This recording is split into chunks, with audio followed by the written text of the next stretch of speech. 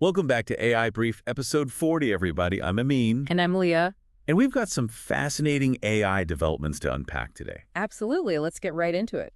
Starting with the EU, they're taking a very different approach compared to the US and China. Yeah, while the US and China are in that AI arms race, the EU is putting regulation first. It's quite a contrast. So tell me more about this EU AI Act. What's the big deal? Well, it's legally binding. These are serious requirements. They're actually setting a precedent globally. Wow. Okay, so what's actually in it? So first off, they're banning certain AI applications.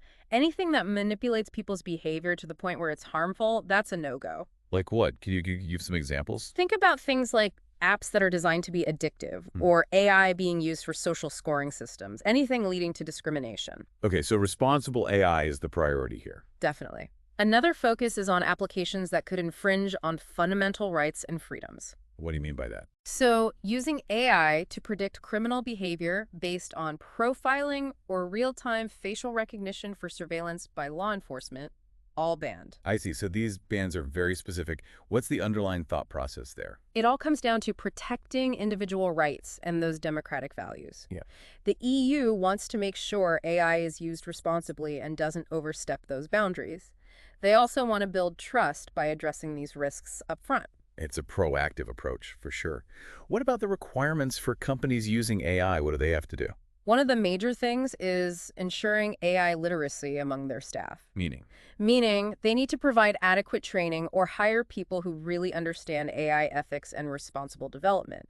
You can't just use AI without understanding the full implications. That makes a lot of sense. And are there penalties if companies don't comply? Oh, absolutely. The fines can be massive, up to 7% of a company's global annual turnover. This is serious business for the EU. It seems like they're really trying to set a global standard. Exactly. They want to be at the forefront of this new era of AI. Well, speaking of AI's impact, it looks like 2025 is shaping up to be a game changer for industries. That's right. We're on the cusp of a major AI revolution in engineering, manufacturing. Even the world of digital twins is getting a boost. It sounds like the way we make things is going to change dramatically.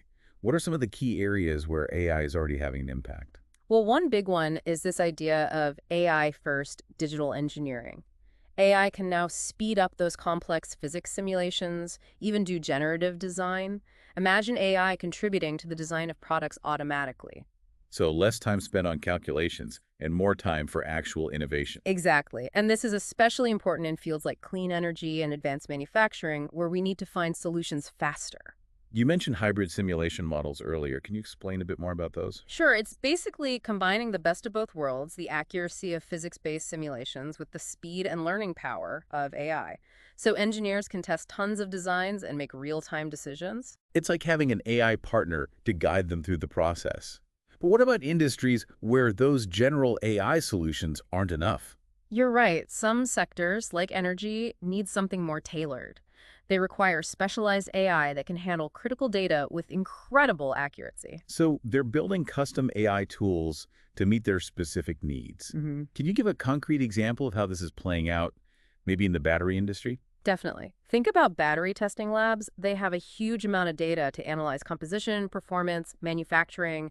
AI can sift through all of that incredibly fast, optimizing the whole process. So less reliance on physical prototypes and much faster innovation. Exactly. And this is happening beyond batteries, too, even in things like digital twins for aerospace and automotive. I'm sure our listeners in those fields are all ears. Absolutely. Well, let's talk about the people side of AI now. What about this idea of AI tutors in the workplace?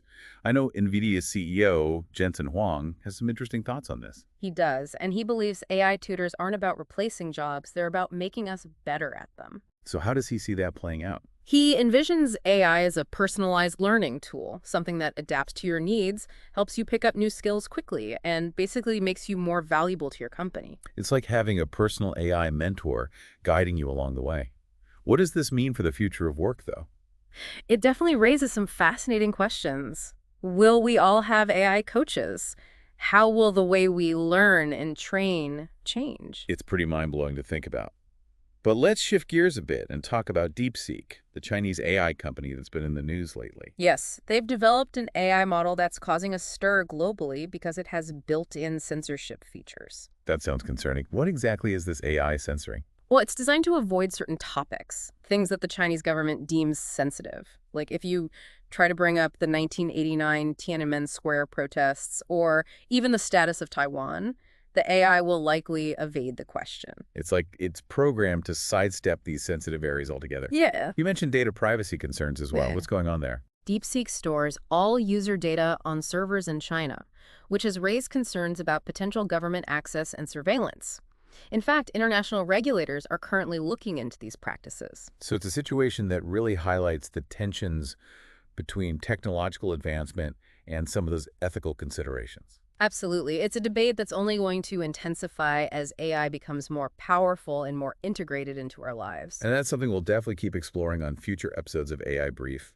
This really highlights the different approaches we're seeing globally with AI. Yeah, it's going to be crucial to have that international dialogue and cooperation as AI gets more embedded in our lives. For sure. Speaking of AI in the workplace, Salesforce's CEO, Mark Benioff, made a pretty bold prediction recently. He said today's CEOs might be the last to lead entirely human workforces. Wow. So is he picturing robots taking over? Not robots specifically, but he's saying AI will be so integrated into everything we do, it'll be a thing of the past to have a company made up entirely of humans. That's a pretty big shift. I wonder what that means for the future of jobs. There's definitely a lot to unpack there. On a lighter note, any updates on that YouTube adpocalypse? You mean those ridiculously long, unskippable ads? Exactly. Imagine watching a whole hour of ads before you can even see the video. Well, Alphabet is saying the issue might be due to ad blockers. They're saying the ad blockers are stopping the skip button from working, but not blocking the ads themselves. So maybe it's a technical glitch rather than YouTube trying to torture us with ads. That seems to be what they're claiming. Okay, well, let's switch gears to some positive AI news. Any exciting breakthroughs you've come across? Actually, yeah, there have been some really cool developments in healthcare. Australian researchers have come up with an AI that can detect lung diseases with incredible accuracy. How accurate are we talking? 96.7% accuracy using ultrasound videos. It can spot things like pneumonia, COVID-19, other lung diseases. That's amazing. And is it just diagnosing, or is there more to it? It can actually explain its reasoning to the radiologists. It's a big step forward from previous tools. So it's not just a black box, it's showing its work. Exactly, which can really help build trust between doctors and these AI systems. And faster diagnoses, hopefully. Definitely. There's also great news in cancer research. They've developed a single-dose drug that eliminates breast cancer tumors in mice. Wait, a single dose completely gets rid of tumors. That's right. And there are no known side effects. That's incredible. So potentially a much safer, less invasive treatment for breast cancer. It's still early days, but human trials are coming up soon. It's amazing to see the impact AI is having, especially in healthcare. Absolutely. And speaking of impact, there are so many new AI tools popping up every week. It's hard to keep track. I'm always looking for tools that can make life easier or more interesting. What are some of your favorites right now? Well, if you're looking to add some AI magic to your website, app, or even your call center, check out 11 Labs. They have these cool AI agents that can actually speak for you. That's wild. So many possibilities there. Like you could have an AI handle customer questions or even give a personalized website tour. Exactly. And for anyone who does a lot of writing, Pointer is a great AI editing tool that works right in Google Docs. Real-time edits, suggestions, helps you write more effectively. It's like having a virtual editor on call 24/7. And if you love working with data, you gotta try Tables. It takes messy data and instantly turns it into a usable table. No more hours cleaning up spreadsheets. Right. And then there's SDRX. This is a lifesaver for salespeople. It's an AI sales assistant that does all the tedious stuff for you. Building lists, researching accounts, writing emails. It's like having a super efficient sales rep working around the clock. Pretty much. And if you're feeling more adventurous and want to build your own AI apps, there's Athena. It's a platform where you can build, test, and monitor your creations all in one place. That sounds cool. A bit more on the technical side, but definitely something for our more tech-savvy listeners. Definitely. And then there's Twos, which is great for staying organized. It uses AI to manage everything, notes, to-dos, reminders, events, all in one place. Perfect for those of us who are a bit scatterbrained. For the travel enthusiasts, there's Travel Wrapped. It takes your travel memories and turns them into cool infographics you can share on social media. That's a fun way to relive those travel adventures. And for email marketers, there's Seventh Sense. It uses AI to optimize your campaigns, making sure your emails reach the right people at the right time. More opens, clicks, conversions, all thanks to AI. Exactly. And for the developers out there, there's Locify.ai. This one's a game changer. It takes designs and turns them into code, saving so much time and effort. Streamlining the whole development process. Yep. And finally, there's Tavis, which lets you create personalized video messages at scale. Great for outreach, marketing, or just connecting with your audience on a personal level. Wow, we've covered a lot of ground today. From those EU regulations to the changes happening in industries to AI tutors to those incredible medical breakthroughs, it's clear that AI is evolving rapidly and impacting just about every aspect of our lives. It really is. And the pace of innovation is just mind-blowing. The future of AI is definitely full of both challenges and opportunities. Where do you see things going from here? It really makes you wonder what's next. I know, right? AI is becoming part of our everyday lives. It's not some sci-fi thing anymore. Exactly. It's changing how we work, how we get medical treatment, everything, really. And it's only going to get more integrated from here. It's an exciting time to be following this stuff, that's for sure. Absolutely. Well, that's about all the time we have for today. It flew by. It always does. We covered so much today, from EU regulations to those amazing AI tools. Hopefully everyone found it interesting. I think so.